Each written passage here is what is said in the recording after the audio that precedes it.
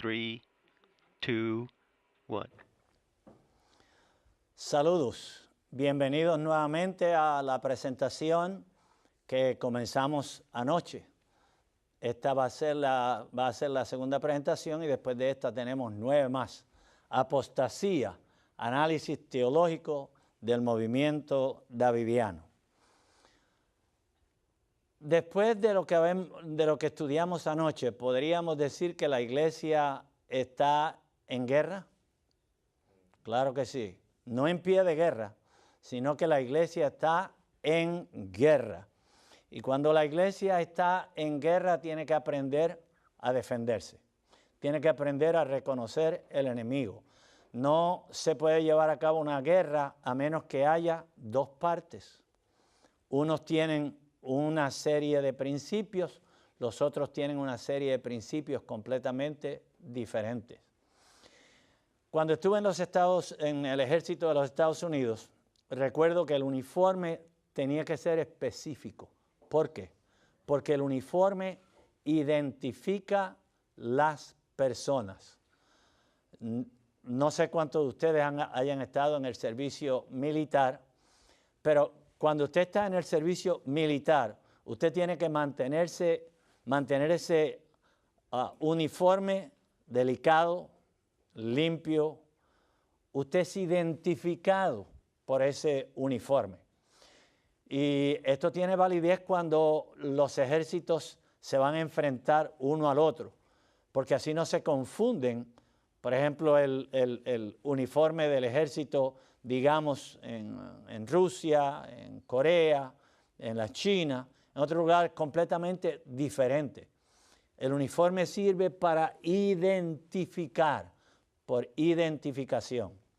La iglesia también tiene que tener un uniforme, la cota de justicia del Señor Jesucristo. Y nosotros tenemos que mantener ese uniforme debidamente. La iglesia está bajo ataque por todos lados, de afuera, de adentro, de un lado, del otro. Ataca el enemigo, el diablo, y tiene sus agentes en el gobierno firmando leyes en contra del desarrollo religioso de las iglesias. Y entonces también tenemos enemigos dentro de la iglesia. Satanás desvía las mentes con temas controversiales. Precisamente por eso es que estamos estudiando en relación a este momento davidiano. Porque esta es una forma de conducir la iglesia en una dirección que la desvíe de la misión que Dios le ha dado. ¿Cuál es la misión que Dios le ha dado a la iglesia? La misión es clara: llevar el evangelio al mundo entero y vindicar el carácter de Dios. 1 Corintios 12:25 dice, para que no haya división en el cuerpo, sino que sus miembros se preocupen los unos por los otros. Satanás va a hacer todo lo posible para obstaculizar, prevenir o dilatar la obra de la iglesia. ¿Tiene Satanás una idea del tiempo en que estamos viviendo, cuán cerca está la segunda venida de Cristo? Claro que sí que tiene la idea. ¿Por qué? Porque él es un buen estudiante de las Sagradas Escrituras. Nosotros deberíamos ser constantes en el estudio de las Escrituras y entonces podríamos ver con toda facilidad que el regreso del Señor Jesús está muy pronto. Satanás tiene un arsenal de armas para usarlas contra la iglesia, pero una de las más efectivas es la división. ¿Dónde mostró él esto por primera vez? En el mismo huerto, en el cielo y después en el huerto del Edén. ¿Ok? En el huerto del Edén, él aprovechó cuando Eva se separó de su esposo y entonces él pudo inyectar sus ideas en la mente de Eva de forma tal que ella le sirvió después como misionera. Y ella fue donde el esposo y le llevó las ideas que el diablo había compartido con ella. Satanás se sentiría feliz de desviar la mente hacia cualquier tema mediante el cual pudiera crear división de sentimientos y conducir a nuestro pueblo a las controversias. ¿Por qué Él quiere que el pueblo se mantenga en controversia, discutiendo en relación a temas doctrinales, etcétera, que no tienen peso ninguno en la salvación de nuestra alma? ¿Por qué Él quiere eso? Porque mientras nosotros estamos entretenidos en las controversias, no hacemos la obra que Dios nos mandó a hacer, evangelizar el mundo. Así que Él utiliza el engaño, y esto es un arma que Él utiliza muy frecuentemente.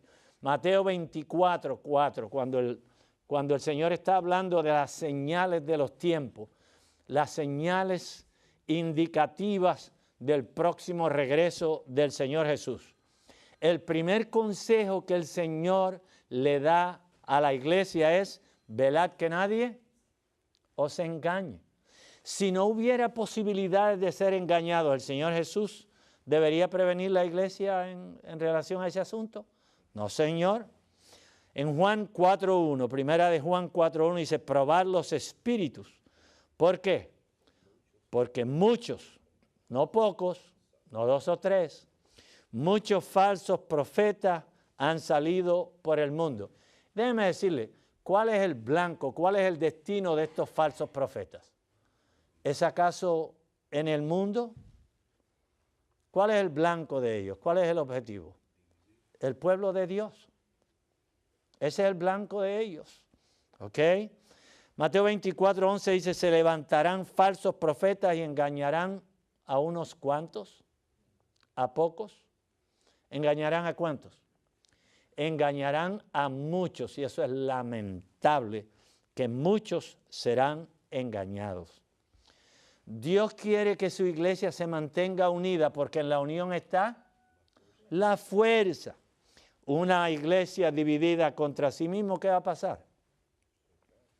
El Señor Jesús dijo: una casa dividida contra sí mismo, finalmente desaparece. Juan registra las palabras del Señor Jesús en el capítulo 17, versículo 21 de su evangelio, del libro: que sean uno como tú y yo somos uno. ¿Para qué? Para que el mundo crea. ¿Qué creen ustedes que pensaría el mundo si la iglesia de Jesús está derramada por un lado y por el otro, y se llaman de un nombre y del otro? ¿Qué pensaría el mundo? ¿Estarían dispuestos a seguir un pueblo dividido, que no tienen cohesión, que no hay unidad? La parábola del trigo y la cizaña debería ser de especial interés para nosotros los adventistas del séptimo día. Mateo 13, versículos 24 al 30, dice: el reino de los cielos es semejante a un hombre que sembró ¿qué tipo de semilla en su viña? ¿Buena o mala? Semilla buena. ¿Quién es el sembrador? El sembrador es Cristo. ¿Cristo sabe lo que tiene que sembrar, sí o no? ¿Sabe reconocer la semilla buena de la mala? Entonces Cristo sembró buena semilla. Pero mientras los hombres dormían, ¿quiénes son esos hombres? Los mayordomos que Jesús dejó a cargo de la iglesia. ¿Qué pasó con esos mayordomos? Con los que tenían que cuidar la viña, ¿qué pasó con ellos? Se quedaron dormidos. Y mientras ellos estaban dormidos, ¿quién entró en la viña? El enemigo. ¿Quién es ese enemigo? El diablo. ¿Y sembró qué cosa? ¿Buena semilla o mala semilla? Sembró cizaña, mala semilla. Por eso es que Juan dice: probar los espíritus. Muchos falsos profetas han salido por el mundo.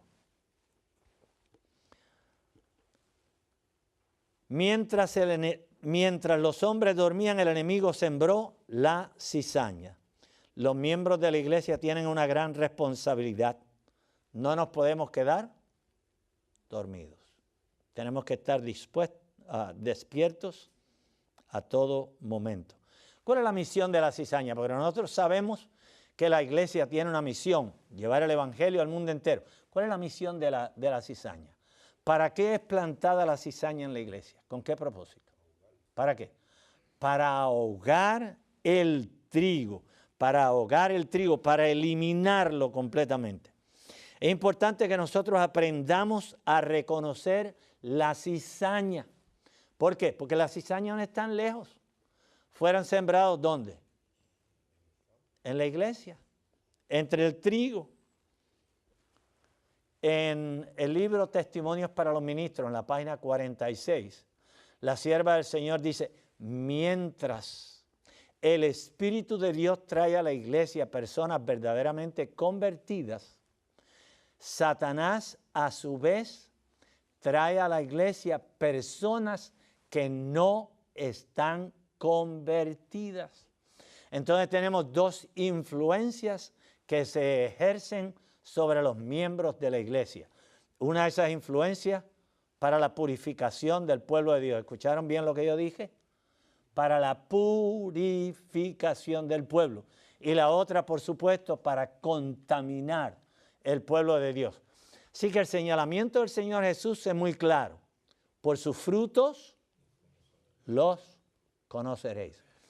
Pero si nosotros no entendemos, si no hemos estudiado, si no nos preparamos para poder reconocer los frutos buenos y hacer diferencia entre los que no son buenos, entonces, ¿cómo podemos reconocer los frutos? ¿Es importante entonces estudiar la Sagrada Escritura y el Espíritu de Profecía? Claro que sí, hermanos. Es muy importante. No nos debe sorprender que haya Judases en nuestro medio, dice la sierva del Señor. Y nosotros no deberíamos preocuparnos porque haya cizaña en nuestro medio. Hay algunas personas que me dicen, pero pastor, ¿por qué usted menciona el hecho de que hay miembros infieles en la iglesia? Es que eso no debería ser preocupante. El Señor Jesús lo dijo 2000 años atrás. Él dijo que el trigo y la cizaña iban a crecer juntos, ¿dónde?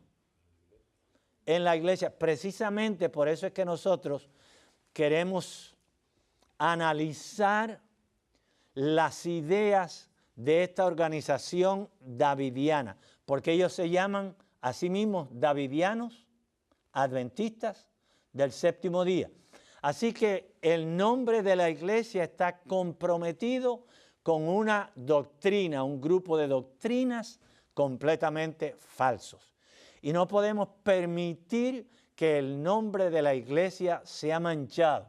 ¿Por qué? Porque este es el pueblo de Dios. Este es el pueblo que representa a Dios, su carácter ante el mundo. Entonces, tenemos que, por todos los medios posibles, asegurarnos de que el carácter de Cristo es ilustrado al mundo como el Señor quiere.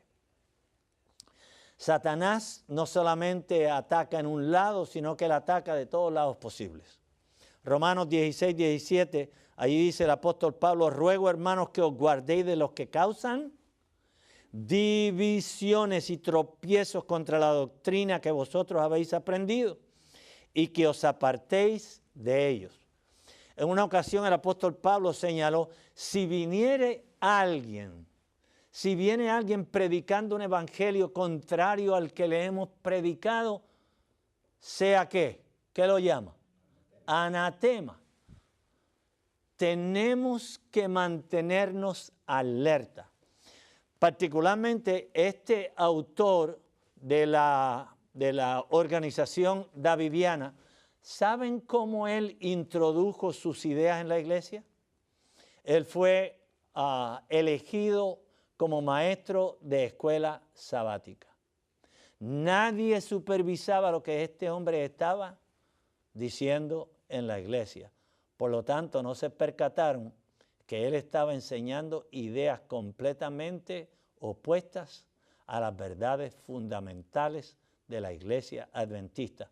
Cuando vinieron a abrir los ojos, ya era demasiado tarde.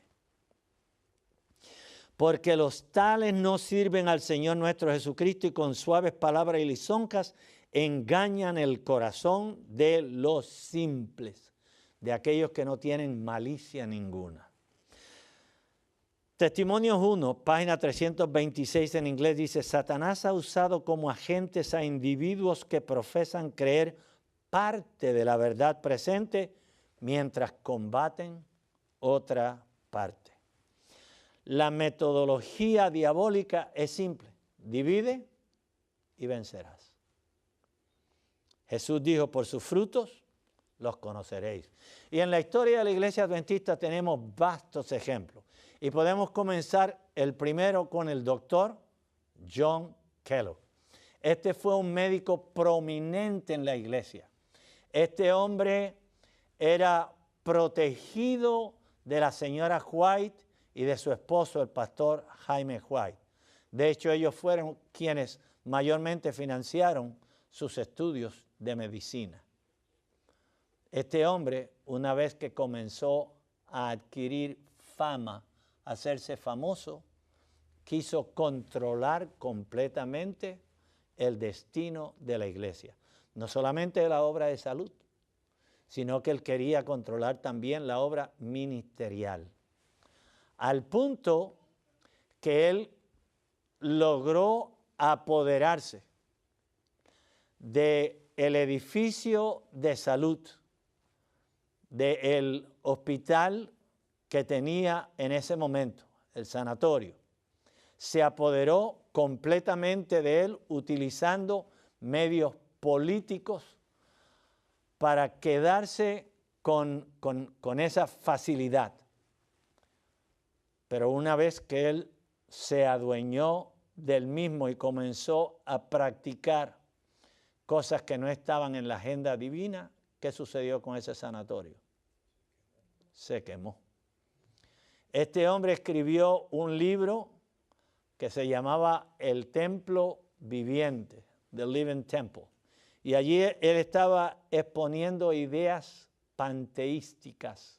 Dios está en todos los lugares. Como está en todos los lugares, pues debemos adorar las plantas, los animales, panteísmo. Uno de los libros de texto que utilizan hoy día el grupo que se denomina a sí mismo de la nueva era es precisamente este libro del doctor Kellogg, The Living Temple.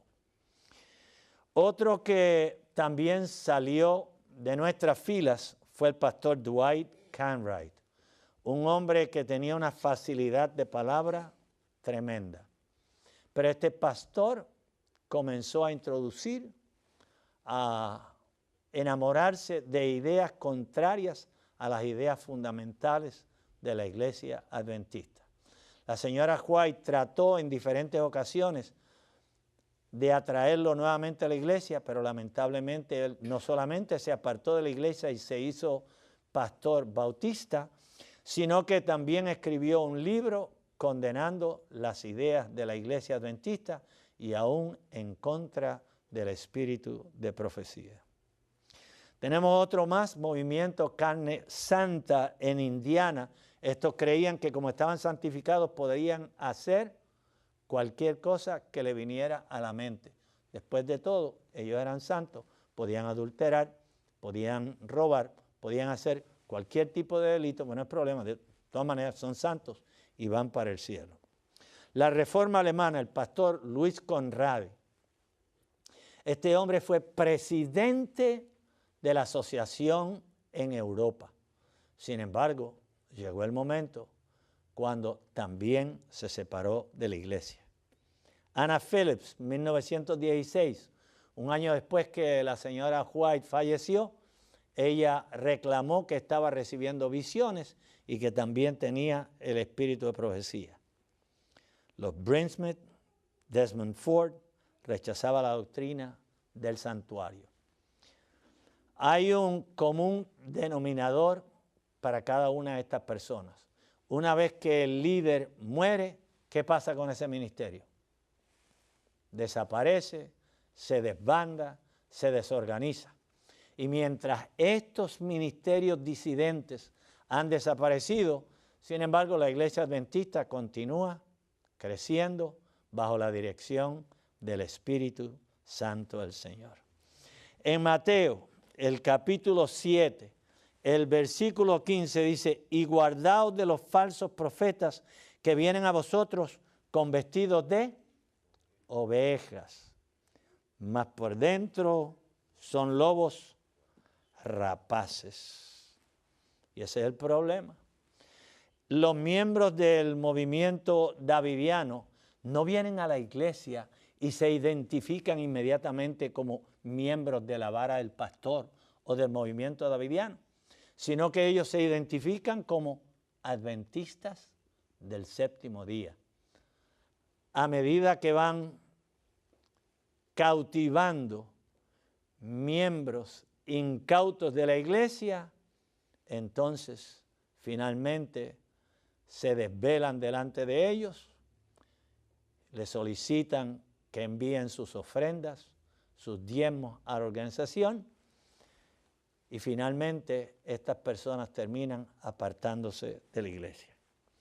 Este movimiento surge en los años 28 al 30 en California, y el autor de este movimiento davidiano, o la vara del pastor, se llamó Víctor Tacho Hutev, nacido en Bulgaria.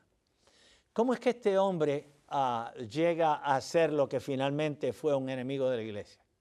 Pues miren, él se mudó de Illinois, donde él se convirtió después de una campaña evangelística, y se fue allá a California.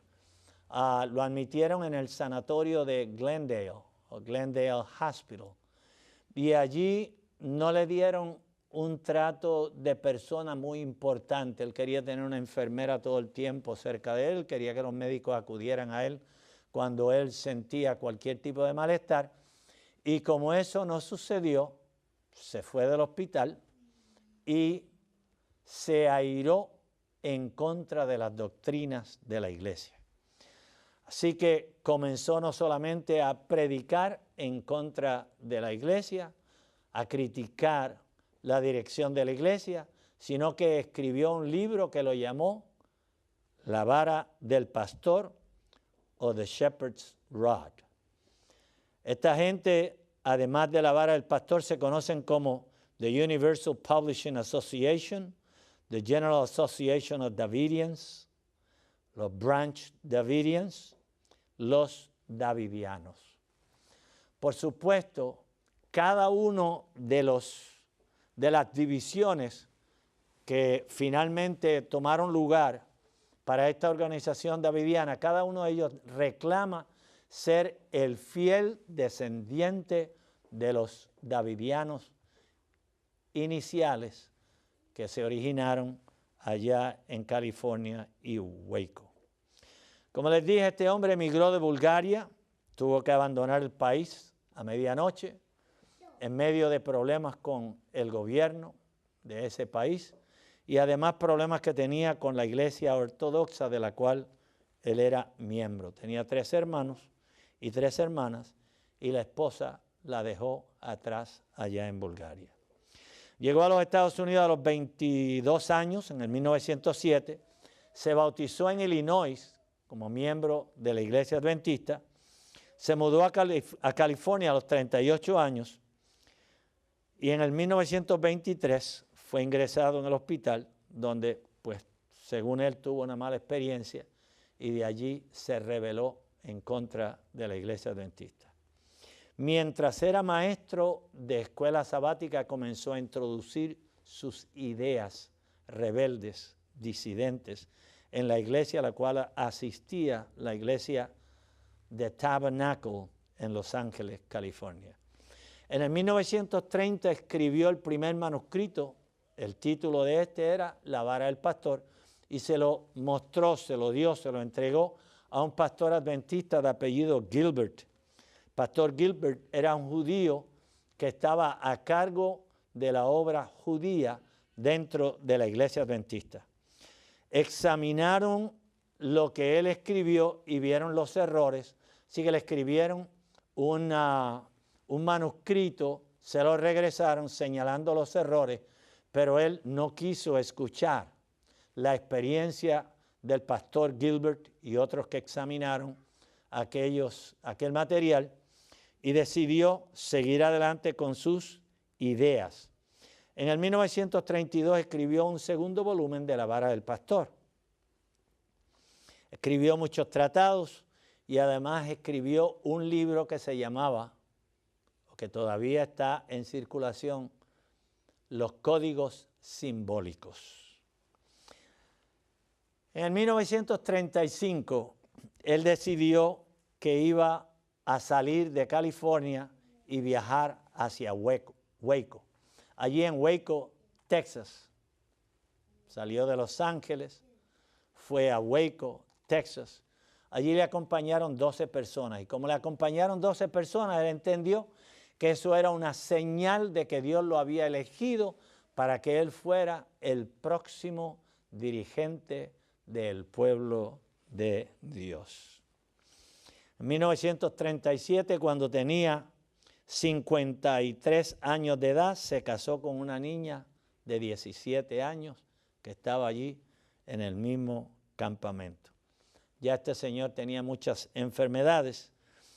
Descartó el consejo del espíritu de profecía. El espíritu de profecía aconseja que personas muy mayores no deben casarse con personas muy jóvenes porque se van a afectar el joven si el mayor está lleno de enfermedades y demás o su condición física no es la mejor, el joven se va a afectar entonces como resultado de esa unión. Además de que si tienen hijos y el mayor fallece, entonces la otra persona quedaría a cargo de esa criatura. Este hombre dijo ser el último profeta de Dios. Solamente él podía interpretar las profecías del fin. Y para ello él lo plasmó, lo escribió en un libro que él tituló General Conference Special, especial de la Conferencia General, y allí él plasmó esas ideas. Víctor Houteff no fue dejado, no fue abandonado a sus ideas y errores. La iglesia trató por todos los medios. Y tenemos una lista larga. Presidentes de la Unión, presidentes de la Asociación, presidentes, diferentes presidentes que conocieron de la situación se unieron para ir y tratar de sacarlo de sus errores. Aún profesores de Biblia de la Universidad Loma Linda fueron a tratar de ayudarlo, pero él se negó a eliminar esos errores, a descartarlos y decidió seguir adelante con sus ideas. Finalmente, en el año 1934, se unieron la crema de los teólogos adventistas de ese tiempo, líderes prominentes, hombres de mucha experiencia dentro de la iglesia, se unieron para tratar de disuadirlo. Rentaron un lugar, alquilaron un lugar en California. No era una iglesia, era un lugar público en donde él no se sentía amenazado. Y la Asociación General pagó por la semana completa para que él pudiera compartir con estos 12 hombres las ideas que él tenía. A las 10:30 comenzó la reunión. A las 12 él terminó la primera disertación sobre el juicio y la ciega y le preguntó al pastor Daniels, ahora dígame usted, ¿esto es inspirado, sí o no? Pastor Daniels le dice, mire hermano, nosotros alquilamos este lugar, rentamos este lugar para que usted nos dé las ideas, todas las ideas que usted tiene. Nosotros no podemos de inmediato decirle si es inspirado o no. Tenemos que orar, tenemos que investigar, tenemos que comparar lo que usted dice con la Biblia y el Espíritu de Profecía, pero él no le gustó esa idea. Dice, o me dicen si es inspirado o no ahora, o yo me marcho. Así que, como los hermanos, los pastores, no le indicaron inmediatamente si sus escritos eran inspirados o no, cerró sus libros, se marchó a la casa y hasta el día de hoy. Los resultados de esa reunión pudieron haber sido buenos. Él tuvo tiempo razonable para explicar sus ideas, pero se negó a hacerlo.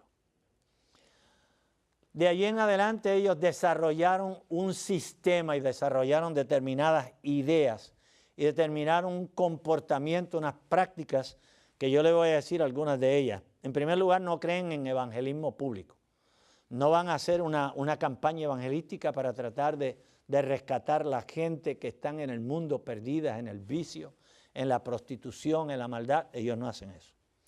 No establecen clínicas ni hospitales, no visitan las prisiones, no reparten literatura adventista, el camino a Cristo. No, ellos no quieren nada que ver con esa literatura. Ellos no quieren pasar esa literatura a ninguna persona. No devuelven diezmos a la iglesia adventista, pero sin embargo devuelven doble diezmo a la organización a la que pertenecen. Ahora sea en Nueva York, en Miami, Texas, Carolina del Sur, México, Canadá, el Caribe, África, las Filipinas, tienen presencia en todos esos lugares. Y cada uno de esos centros que ellos llaman el Monte Carmelo recibe doble diezmo y reciben ofrendas de miembros de la iglesia adventista que fueron confundidos, sacados de la iglesia para formar parte de ese movimiento davidiano. Algunos detalles sobre la vara del pastor. La gran comisión de Mateo 28 no significa nada para ellos. Ir por todo el mundo a predicar el evangelio. Ellos creen que ellos deben ir a las ovejas perdidas de Israel. ¿Y quiénes creen ustedes que son las ovejas perdidas de Israel? La iglesia adventista del séptimo día. No construyen iglesias, pero sin embargo se congregan. ¿Dónde creen ustedes que se congregan? En la iglesia adventista del séptimo día. ¿Con qué propósito? Con el propósito de proselitar, o sea, tomar miembros de la iglesia y unirlos a su organización. ¿Por qué es importante para ellos eso? Bueno, porque ellos viven de esas ofrendas y de esos diezmos. Ellos no creen que los diezmos son específicos para sostener la obra ministerial. Cuando ellos reciben los diezmos, ellos los utilizan para lo que ellos creen necesario. Ellos también creen que los 144,000 es un grupo literario y que son judíos literales. En otras palabras, si usted no es judío, usted no puede ser parte de los 144,000. Y solamente 144,000, de acuerdo a la doctrina davidiana, solamente 144,000 serán sellados de la iglesia adventista, el resto se perderán. Lamentable. Enseñan también que el carruaje donde Cristo viaja aterrizó en California en el 1929. Para ellos, Jesús viaja en un carruaje, tal como está el que está descrito en el libro de los Reyes, Segunda de Reyes. ¿Ustedes recuerdan cómo fue llevado Elías al cielo? ¿Cómo fue llevado? En un carruaje de fuego, claro que sí. Cuando Victor Houteff llegó a Waco, Texas, comenzaron a construir y allí en la entrada del edificio de administración, él diseñó este reloj. Si ustedes notan, este reloj tiene dos triángulos, uno sobrepuesto encima del otro. ¿Por qué es importante que yo les mencione eso? Bueno, porque él también diseñó la bandera y la bandera tiene una estrella precisamente con dos triángulos, uno sobre el otro. ¿Y cuántas estrellas tienen alrededor? tiene 12 estrellas más la del centro, hace un número 13. Si ustedes han leído el libro Las dos Babilonias, o el libro El Nuevo Orden Mundial, o el 666 de William Sutton, ustedes entenderían qué significa, número 1, el número 13, qué significa esa estrella. Pero yo les voy a adelantar lo siguiente. Pentagrama satánico es exactamente igual a la estrella que diseñó o que tomó Víctor Hútef como emblema para su campamento. Otras creencias, el sellamiento de Apocalipsis 7 comenzó en el 1929. Señores, ¿hay alguna revelación en el Espíritu de Profecía en relación a cuándo comienza el sellamiento? No, en ningún lugar. Pero este hombre se había declarado no solamente profeta, el Elías moderno, sino que también declara que él era el ángel de Apocalipsis 7:2. Yo les voy a decir, les voy a leer más bien lo que dice en Apocalipsis, el capítulo 7 y el versículo 2, donde dice: vi a otro ángel que subía al nacimiento del sol teniendo el sello del Dios vivo, y clamó a gran voz a los 4 ángeles a los cuales era dado hacer daño a la tierra y al mar. No le hagan daño a la tierra, ni al mar, ni a los árboles, hasta que señalemos a los siervos de nuestro Dios en sus frentes. ¿Quién es este ángel que sale del este, del oriente, y que tiene el sello del Dios vivo? El único que puede poner ese sello en la frente de su pueblo. ¿Quién es este ángel? Tiene que ser Cristo mismo. Sin embargo, este hombre declara que él es el ángel, era el ángel de Apocalipsis capítulo 7. Hútef cita los testimonios, el quinto volumen de los testimonios en inglés, página 211 a 212. Nuestra propia conducta determina si recibiremos el sello del Dios viviente o si seremos abatidos por las armas destructoras. Yo quiero que ustedes noten las ideas que comienzan a fluir de la pluma y de la voz de Víctor Hútef. Él tiene en mente un momento cuando va a haber una destrucción total. Luego dice: si fuésemos a señalar la fecha exacta para el comienzo de este sellamiento, el sellamiento de Apocalipsis 7, diríamos que comenzó en algún momento del 1929. Por la historia, por lo que ha sucedido después de que Hútef murió, nosotros sabemos que el sellamiento no comenzó en el 1929. ¿Eso hace a Hútef un profeta falso o verdadero? Falso, completamente falso. En el 1930 Hútef le dio a la iglesia un año para que aceptaran las doctrinas, las ideas, las creencias de la vara del pastor, o de lo contrario Jesús tendría que vomitarlos de la boca. Y por vomitarlos de la boca él estaba haciendo referencia a el libro de Ezequiel, el capítulo 9, en donde dice que van a pasar unos ángeles por en medio de la ciudad Jerusalén, van a poner una marca en la frente de los hombres que gimen y claman a causa de los pecados que había en Jerusalén, pero que los demás que no tenían la marca serían muertos, serían eliminados por ángeles de Dios. Él le dio a la iglesia un año para cambiar, o Cristo tendría que vomitarlos de su boca. ¿Por qué en 1930? ¿Por qué particularmente ese año? Bueno, él basó su interpretación en Ezequiel 4, en donde se le dice al profeta Ezequiel: mira, duerme por 390 días, años, día por año, 390 días del lado derecho, como ilustración del pecado del pueblo de Israel. Entonces le dice, al final de esos 390 días, entonces te viras al lado izquierdo y vas a dormir por 40 días años, como resultado, o más bien como ilustración de la condición de Judá. ¿Ok? Así que 390 días, años por Israel y 40 años por Judá. Jútef tomó esa cantidad de años, 390, ¿ok? Y los 40 los sumó, le dieron a 430. Entonces él dice, ¿dónde comienzan esos 430 años?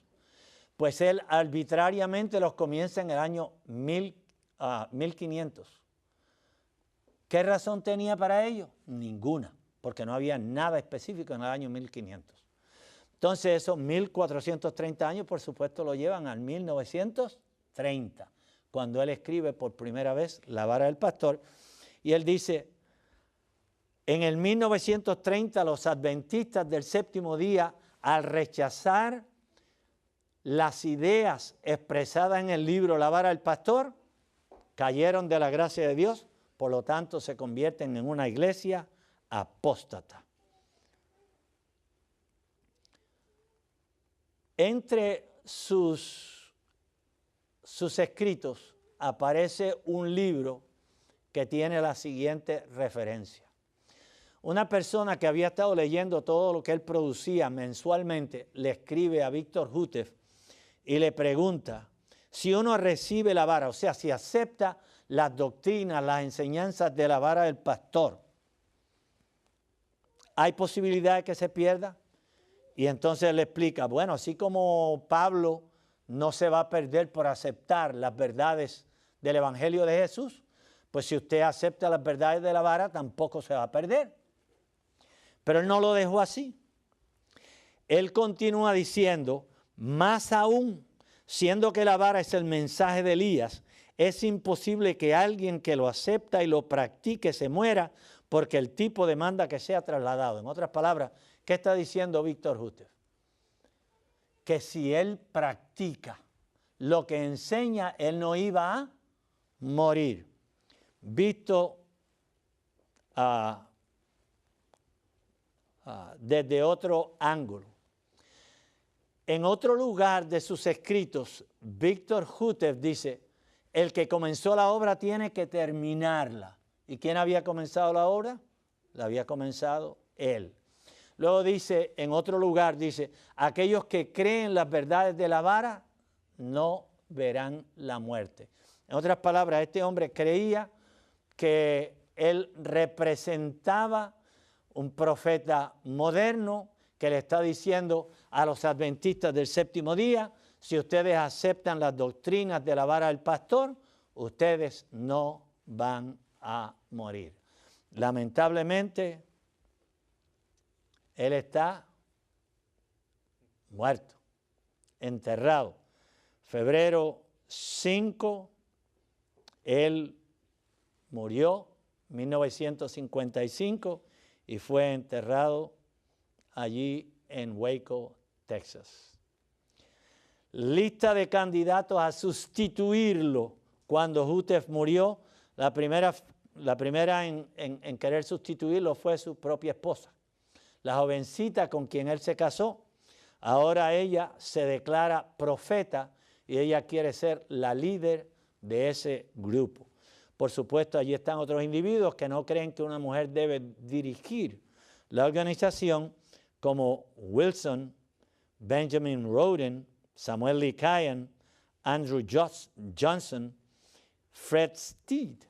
Estos individuos, cada uno de ellos quería ser el líder del movimiento de la vara del pastor. Florence Jútef presentó una carta que se le había dado el esposo, indicando de que ella debería ser la próxima o la sustituta de su posición dentro de la vara del pastor.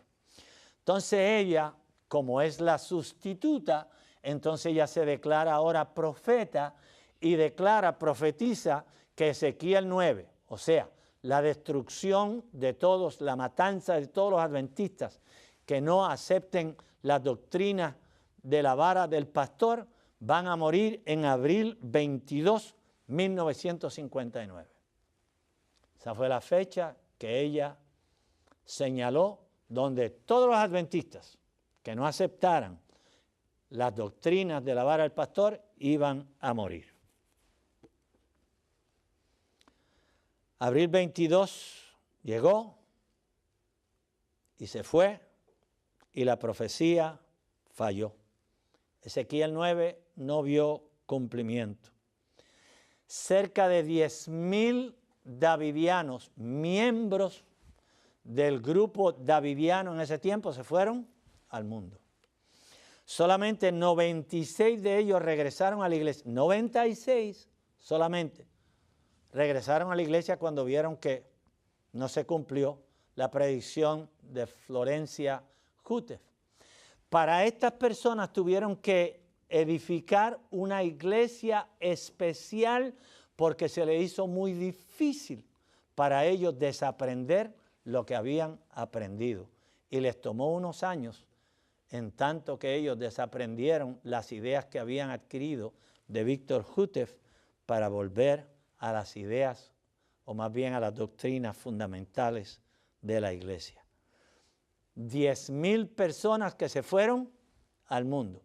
Los diezmos que habían recibido, entonces esta señora los utilizó y compró otra propiedad, le llamó el Nuevo Mount Carmel, 942 acres en Elk, Texas, y allí se construyó el nuevo centro donde ellos iban a estar. En 1962, Florence, después de una discusión entre líderes de la iglesia adventista que finalmente le convencieron a ella y los que quedaban del movimiento de que estaban en error, ella vendió toda la propiedad. ¿Y qué hizo con el dinero? Se lo repartió con su familia, se casó con otro caballero y se fue para Oregon. Jamás volvió a pisar una iglesia adventista. Murió en Oregon hace unos 3 o 4 años atrás, apartada completamente del Señor. Jamás volvió a la iglesia. Los davidianos restantes, los que quedaban todavía creyentes en el movimiento davidiano, se organizaron en varios grupos. Benjamin Roden, casado con Lois,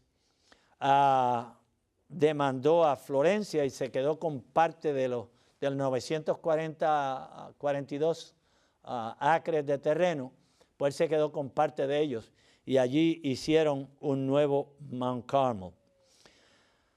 Cuando murió Benjamín, entonces Lois heredó el nuevo Mount Carmel, que más tarde se llamó Rancho Apocalipsis, y finalmente se lo cedió a un joven de nombre Vernon Howell, que se cambió al nombre y se llamó David Koresh.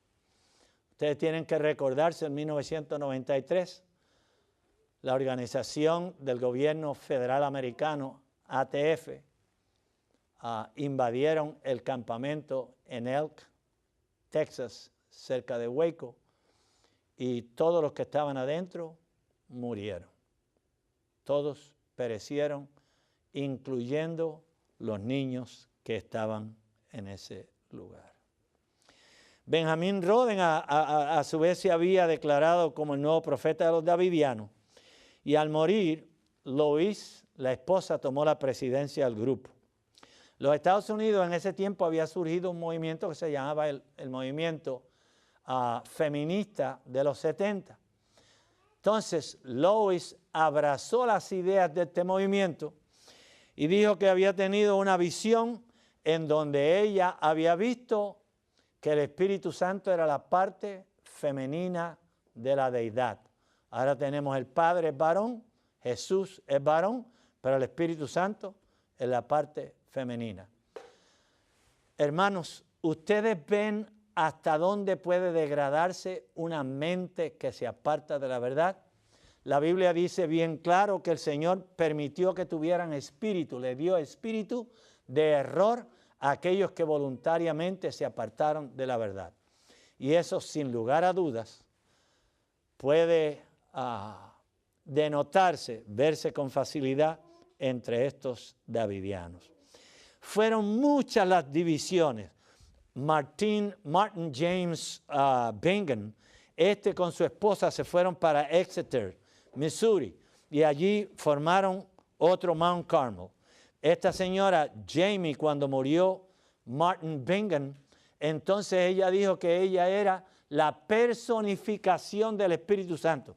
Siendo que el Espíritu Santo es femenino, pues ahora ella es la personificación del Espíritu Santo.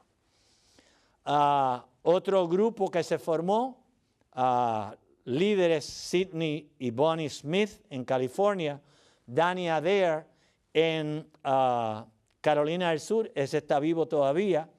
Yo fui a visitarlo en una ocasión y todavía es parte del grupo davidiano de allí, de esa localidad. Wanda Adair estuvo casada con Donnie Adair, pero luego estuvo casada con un señor de apellido Bloom, y luego pues otros matrimonios. Y yo finalmente perdí cuenta y hoy yo no sé si es Adair, Bloom o quién sabe. Pero el nombre era Wanda y ella está ubicada en Calamasa, California. Wilson se fue para Riverside, California. Glenn y Rose Green, también los conocí. Glenn Green murió hace unos 6 años en Carolina del Sur. Entonces tenían otro individuo, sumamente peculiar. Marvin Johnson vino de Jamaica, se hizo davidiano aquí en los Estados Unidos, se mudó para Canadá y allá en Ontario formó un nuevo Mount Carmel. Allí se declaró ser la encarnación del rey David. Dijo, yo soy el rey David. Y como el rey David tenía muchas esposas, todas las mujeres que vengan a formar parte de este Mount Carmel, aquí en Ontario, son mis esposas. Así que si un matrimonio entraba en ese lugar, el esposo tenía que separarse de su esposa, porque esa pasaba a ser mujer de Marvin Jordan.